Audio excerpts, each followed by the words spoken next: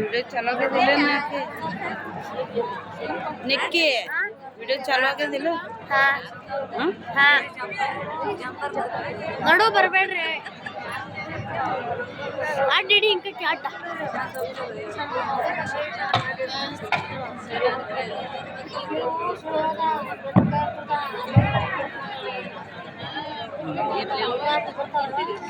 ಹೋ ದೇವ ತಾವು ಬಂದಂತರು ದಾರೊಂದು ಕೇಳ್ತೀನಿ ಕೃತ ತೀರಿ ಸಮೃದ್ಧ ಎಲ್ಲೋ ಸಂಗೀತಗಾರನೇ ಇವ್ರು ಮಾತಾಡಿದ್ರೆ ಮಾತನಾಡುವಲ್ಲರು ದಾರದ ದಾರಿಯಲ್ಲಿ ನೀನು ವಿಚಾರ ಮಾಡಪ್ಪ ಸಂಗೀತ ಶಿರೋಮಣಿ.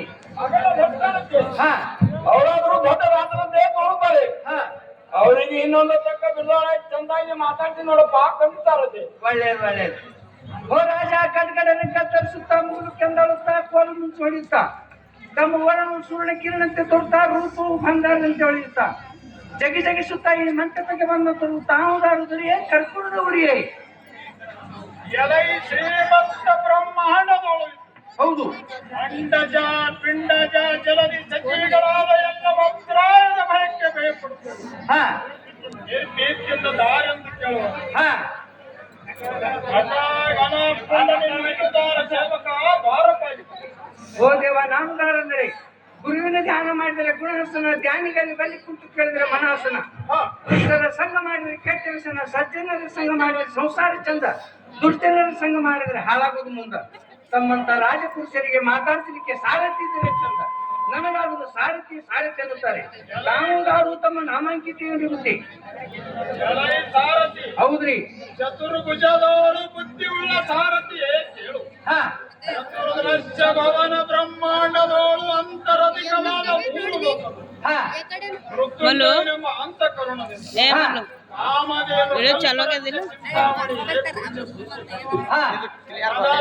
ಪಂಚ ಪರಮೇಶ್ವರನು ಅಗ್ನಿ ನಿವೃತ್ತ ವರುಣ ವಾಯು ಕುಬೇರದ ಮೊದಲಾದ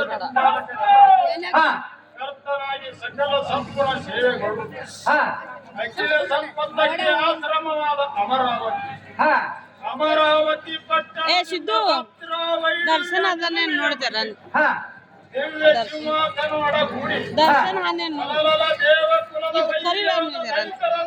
ಕರದೋಳು ತಳತಳ ಸುಮಾತ್ರ ಎದಕ್ಕೆ ಆಹುತಿಯನ್ನು ಕೊಟ್ಟು ಈ ಜಗತ್ತಕ್ಕೆ ವೀರನಾಗಿ ಮೆರೆಯುವ ದೇವೇಂದ್ರ ಮಹಾರಾಜನೆಂದು ತಿಳಿಯಲ ಸಾರಥಿ ಕುಶಲಮತಿ.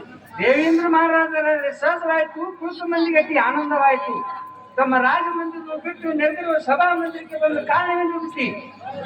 ಸಾರಥಿ ಹೌದ್ರಿ, ನಮ್ಮ ರಾಜ ಮಂದಿರವನ್ನು ಬಿಟ್ಟು ಈ ನೆರೆದಿರುವ ಸಭಾ ಮಂದಿರಕ್ಕೆ ಬಂದ ಕಾರಣವೇನೆಂದರೆ ಸತ್ವ ಗುಣಾತ್ಮ ದೇವ ಕುಲದ ಸತ್ಯವನ್ನು ಕೈಗೊಂಡು ಮಿತ್ರಿಯರ ಚಿತ್ತ ಪ್ರೇಮಕ್ಕೆ ಅನುಮತಿಯಾದ ಸರಸ ಸಲ್ಲಾಪಗಳನ್ನು ಆಡಿ ಸಂತೋಷದಿಂದ ಇಲ್ಲಿಗೆ ಕಾಲ ಕಳೆಯಲಿಕ್ಕೆ ಬರೋಣವಾಯಿತು. ಖಂಡಿಯ ಸಾರಥಿ ಕುಶಲಮತಿ.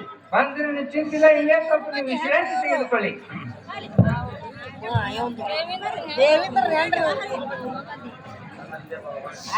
ಓ ಅಮ್ಮ ತಾಯಿ, ತಾವು ಬಂದಂತರು ದಾರಂದು ಕೇಳ್ತೀನಿ ತಾಯಿ ಪುಣ್ಯದೇವಿ. ಎಲ್ಲೋ ಸಂಗೀತಗಾರನೇ, ಇವರು ಮಾತಾಡ್ತಾರೆ ಮಾತನಾಡುವಲ್ಲರು. ದಾರದ ದಾರಿಯಲ್ಲಿ ನೀನೇ ವಿಚಾರ ಮಾಡಪ್ಪ ಸಂಗೀತ ಶಿರೋಮಣಿ. ಹಾಗಲ್ಲ ದರ್ಶನಕ್ಕೆ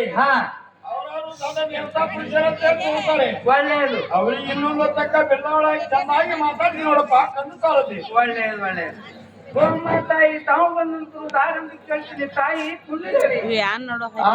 ಹೇ ತಮ್ಮ, ಆನಂದದಿಂದ ಬಂದೂರವಾಗಿ ದ್ವಂದ್ವ ಕರಗಳನ್ನು ಜೋಡಿಸಿ ಹೌದು ಶಿರವಾಗಿ ವಂದಿಸಿ ಮಧುರ ಭಾಷ್ಯಗಳನ್ನಾಡುತ್ತಾ ನಯ ಭಯ ವಿನಯದಿಂದ ರಮ್ಯವಾಗಿ ಕರಗಳನ್ನು ಜೋಡಿಸಿ ಬಂದವರಿಗೆ ದಾರೆಂದು ಕೇಳುವಂತವನು ನೀನು ದಾರು ಕಂದ ಎನ್ನ ಮನಕ್ಕೆ ಆನಂದ. ಓ ತಾಯಿ, ನಮಗಾದರೂ ಸಾರಥಿ ಸಾರಥಿ ಅನ್ನುತ್ತಾರೆ, ತಾವುದಾರು ತಮ್ಮ ನಾಮಾಂಕಿತೆಯಲ್ಲಿ ತಾಯಿ. ಅಪ್ಪ ಸಾರಥಿ ಎನ್ನ ಒಪ್ಪು ಅಭಿಧಾನವೇನೆಂದರೆ ಹೌದು ಸಾಕ್ಷಾತ್ ಮೋಕ್ಷ ಅರಣ್ಯ ಕರುಣೆಯಿಂದ ಸ್ವರ್ಗ ಮೃತ್ಯು ಪಾತಾಳಗಳೆಂಬ ಮೂರು ಲೋಕಕ್ಕೆ ಅಧಿಪತಿ ಎಂದೆನಿಸಿಕೊಂಡಿರುವಂತ ಶ್ರೇಷ್ಠನಾದಂತವನ ಮಹತ್ವವು ಆದಿಶೇಷನಿಂದಲೂ ವರ್ಣಿಸಲು ಅಸಾಧ್ಯವಾಗಿರುವುದು. ಹೌದು.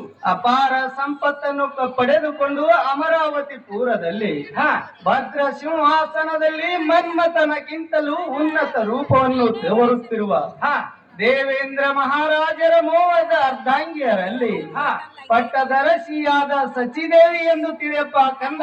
ಈ ಸಭಾಕ್ಕೆ ಆನಂದ. ಸಚಿದೇವಿ ಆದ್ರೆ ಸಹಜವಾಯ್ತು, ಕುಳಿತು ಮಂದಿಗೆ ಅತಿ ಆನಂದವಾಯ್ತು. ತಮ್ಮ ಮೇಲ ಮಂದಿರ ಬಿಟ್ಟು ನೆರೆದಿರುವ ಸಭಾ ಮಂದಿರಕ್ಕೆ ಬಂದು ಕಾಣೆಯಂದ್ರೆ ತಾಯಿ. ಅಪ್ಪ ಸಾರಥಿ, ನಾನು ಈ ಸಭಾಸ್ಥಾನಕ್ಕೆ ಬಂದ ಕಾರಣವೇನೆಂದರೆ ಹೌದು, ಪಾಪ ಶಾಸನದಳು ಪಾವನ ತರವಾದ ವಾಮ ಪೀರದವಳಾದ ಕಾರಣ ಈ ಸಭಾ ಮಂದಿರಕ್ಕೆ ಬರೋಣವಾಯ್ತಪ್ಪ ಮಗನೇ ಸುಗುಣ ಚೆನ್ನಿಂಗರೇ. ಬಂದ್ರೆ ಚಿಂತಿಲ್ಲ, ನೀವು ಸ್ವಲ್ಪ ಇಲ್ಲೇ ವಿಶ್ರಾಂತಿ ತೆಗೆದುಕೊಳ್ಳಿ. ಹೋಮ ತಾಯಿ ತಾವು ಬಂದಂತೂ ದಾರಂದು ಕೇಳ್ತೀನಿ ತಾಯಿ ಪುಣ್ಯದೇವಿ. ಎಲ್ಲೋಪ್ಪ ಮೆಲ್ಲ ಮೆಲ್ಲನೆ ಪಾದಕ್ಕೆ ನಮಿಸಿ ಸೋಲು ಸೋಲಿಗೆ ಸಮರ್ಥವಾದ ಸರಸರ ಭಾಷೆಗಳಿಂದ ಹರುಷವನ್ನು ತೋರಿ ಅಂದದ ಎಳಕದೆ ಕೇಳುವ ಕಂಜಳ ನೇತ್ರನಿ ನೀನು ದಾರವನ್ನು ಹೆಸರೇನು ಪುತ್ರ ರಮ್ಯ ಚರಿತ್ರ. ನಮಗೆ ಸಾರಥಿ ಸಾರಥಿ ಎನ್ನುತ್ತಾರೆ, ತಾವುದಾಗಿ ತಮ್ಮ ನಾಮಾಂಕಿತ ತಾಯಿ. ಅಪ್ಪ ಸಾರಥಿ ನಾನು ದಾರಂದರೆ ಹೌದು, ಮಿತಿ ಮೀರಿದ ಸುಂದರ ಸ್ತ್ರೀಯಳು ಸ್ವರ್ಗ ಲೋಕಾಳುವ ದೇವೇಂದ್ರನ ಪತ್ನಿ ಉರುಷಿ ಎಂದು ತಿಳಿಯಪ್ಪ ಮಗನೇ ಸುಗಣ ಚೆನ್ನಿಂಗನೇ. ಓರ್ವಶಿ ಆದ್ರೆ ಸಹಜವಾಯಿತು, ಕುಳಿತ ಮಂದಿಗೆ ಅತಿ ಆನಂದವಾಯಿತು. ತಮ್ಮ ಮೇಲ ಮಂದಿರ ಬಿಟ್ಟು ನಡೆದಿರುವ ಸಭಾ ಮಂದಿರಕ್ಕೆ ಬಂದು ಕಾರಣವೆಂದಿ ತಾಯಿ. ಅಪ್ಪ ಸಾರಥಿ, ಹೌದು, ನಾನು ಈ ಸಭಾ ಮಂದಿರಕ್ಕೆ ಬಂದ ಕಾರಣವೇನೆಂದರೆ ದೇವೇಂದ್ರ ಮಹಾರಾಜರು ಕರೆಸಿದ ಕಾರಣ ಇಲ್ಲಿಗೆ ಬರಣವಾಯ್ತಪ್ಪ ಮಗನೇ ಸುಗಣ ಚೆನ್ನಿಂಗನೇ. ಬಂದ್ರೆ ಚಿಂತಿಲ್ಲ, ನೀವು ಸ್ವಲ್ಪ ಇಲ್ಲೇ ವಿಶ್ರಾಂತಿ ತೆಗೆದುಕೊಳ್ಳಿ. ಓಂ ಮಾತಾಯಿ ತಾವು ಬಂದಿದ್ದು ದಾರಂದು ಕೇಳ್ತೀನಿ ತಾಯಿ ಪುಣ್ಯದೇವಿ.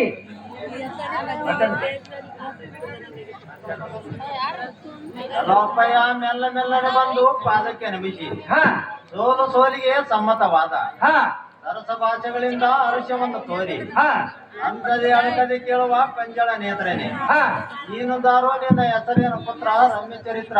ಓಂ ಮಾತಾಯಿ ನಾನು ದಾರಂದ್ರೆ ಕರ್ಕಿವಲ ಮುರುಕನೆಗಲ ಹಳಿ ಅತ್ತ ಹರಕಬಾರ ಕುಲ ಸ್ವಾಂಡಿಲಿಂದ ಹೆಂಡತಿ ಮಾಂಡು ಮುಗಿದ ಮಗ ಗುಂಡಿಲದ ಅಂಗಿ ಕುಡುಗಿ ಚಣ್ಣಿ ಹಾಕೊಂಡು ಸಡಗರದಿಂದ ಬಸ್ ಸ್ಟ್ಯಾಂಡ್ ಮೇಲೆ ತಿರುಗಾಡುವಂತ ಕಿತ್ತು ಸಾರಥಿ ಸಾರಥಿ ಅನ್ನುತ್ತಾರೆ. ತಾವುದಾರು ತಮ್ಮ ನಾಮಾಂಕಿತ ತಾಯಿ. ಅಪ್ಪ ಸಾರಥಿ ನಾನು ದಾರ ಅಂದರೆ ಹೌದು, ಭದ್ರ ತರದ ಸಿಂಹಾಸನಕ್ಕೆ ರುದ್ರಪತಿಯಾಗಿ ಶೋಭಿಸುವ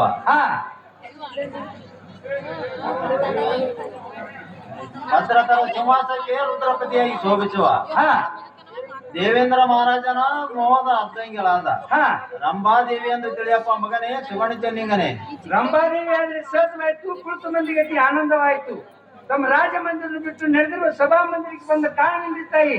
ಅಪ್ಪ ಸಾರಥಿ ಸಭಾಲಯಕ್ಕೆ ಬಂದ ಕಾರಣವೇನೆಂದರೆ ಹೌದು, ಎನ್ನ ರಮಣನಾದ ದೇವೇಂದ್ರನಿಗೆ ಸರಿಗಮ ಪದ ನಿಸ ಸಪ್ತ ಸ್ವರಗಳಿಂದ ಗಾಯವನ್ನು ಉಂಟು ಮಾಡುತ್ತಾರೆ ಸನ್ಮಾನಗಳನ್ನು ಪಡೆಯಬಹುದಾರ ಇಲ್ಲಿಗೆ ಬರೋಣಾಯ್ತಪ್ಪ ಮಗನೇ ಸುಗಣ ಚೆನ್ನಿಂಗನೇ. ಬಂದ್ರಿ ಚಿಂತಿಲ್ಲ, ಮುಂದೆ ನಮ್ಗೆ ಏನು ಆಜ್ಞೆ ಕೇಳುವಂತಾಗಿರಿ. ಎಲೈ ಸಾರಥಿ, ಹೇಳ್ಬಿಟ್ಟಿ ಎಂದಕ್ಕೆ ಕಾಲ ಮೃತ್ಯುವಿನ ಸಮಾನವಾಗಿರುವ ಮಾವೀರ ನುಟ್ಟೂರ ಮಣಿಗಳಾದ ಕರ್ಪರನ್ನು ಅಟ್ಟ ದಿಕ್ಪಾಲಕರನ್ನು ಒಕ್ಕಲಿಕ್ಕುವ ಸಾಹಸದಿಂದ ಇರುವ ಕೂಳರ ಶಿರವನ್ನು ನಾಶ ಮಾಡಿದ ರಾಜರಾಜೇಶ್ವರ ಚರಣ ಕಮಲವನ್ನು ಧ್ಯಾನಿಸುವ. ಹೌದು, ಸದಾನಂದ ಸರ್ಪಿಯಾಗಿ ವರ್ತಿಸುವಂತೆ ರಾಜಬೀದಿ ಸೂರ್ಯಬೀದಿ ಚಂದ್ರಬೀದಿ ಚತುರ್ಬೀದಿಯೋಳೆಂಬ ಹೌದು, ಜಯಿಸುವವರನ್ನು ಹೊಡೆಯುವ ತುತ್ತೂರಿಯನ್ನು ಹೊಡೆಸುವ ದಶಯುದ್ಧ ಆಯುಧಗಳನ್ನು ಖಂಡಿಯ ಸಾರಥಿ ಕುಶಲವನ್ನು ಲೈಟ್ ಡಿಮ್ ಹೇ ಪ್ರಾಣಕಾಂತ ಹೇ ಪ್ರಾಣಕಾಂತ ಹೇಳುತ್ತೇನೆ ಏನಿರುವುದು ಚಂದವಾಗಿ ತಿಳಿಸುವಂತವ